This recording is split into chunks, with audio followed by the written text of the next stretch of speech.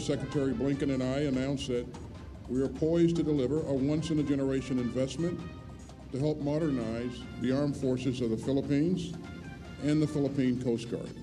Ang $500 million o katumbas ng mahigit 29 billion pesos na foreign military financing na inanunsyo ng Amerika kahapon, pinakamalaking ibinigay ng US Congress ayon kay Philippine Ambassador to the US, Jose Manuel Romualdez. Yan ang first salvo of the funding that we will be getting for our armed forces. Plano sana natin unti-unti yan. It's a 10-year program. We're trying to put it down to maybe even 3 years or 5 years. Medyo yung ating armed forces upgraded na talaga.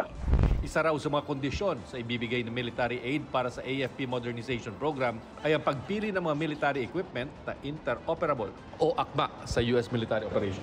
Interoperability nga yun ang importante sa lahat. Kaya yung lahat ng equipment na ibibigay sa atin or that we're going to be getting from MFF fund, it will be interoperable sa kanilang armed forces rin, especially yung kanilang Navy, which is going to be very prevalent and present here in the West Philippine Sea.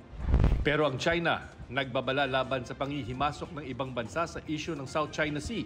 Dapat daw mapagtanto ng Pilipinas na ang panghihimasok ng ibang bansa para mangudyok nila ng komprontasyon makakasama lang sa rehiyon. Magdadala lang daw ng dagdag na insecurity para sa Pilipinas ang pagpapapasok ng external forces para ipagtanggol ang seguridad nito. Pinatatanggal din ng China ang missile system ng Amerika sa Pilipinas.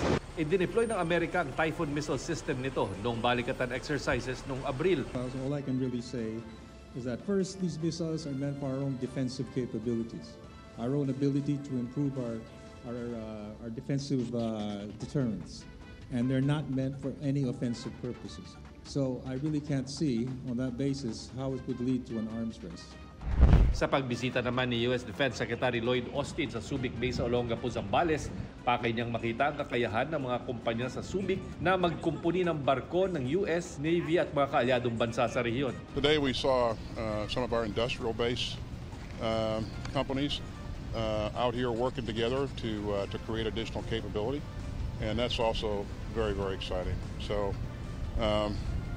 again, we've come a long way in 3.5 years in our relationship with the Philippines. Ang pagbisita ni Secretary Austin dito sa Subic ay bahagi lamang ng mas malawak at mas mahabang planong palakasin at palawakin ang mga kakayahan ng mga lokal na kumpanya dito para maserbisyuhan at kumpunihin ang mga US Navy warships pati na mga kaalyadong bansa na nakadestino sa rehiyon.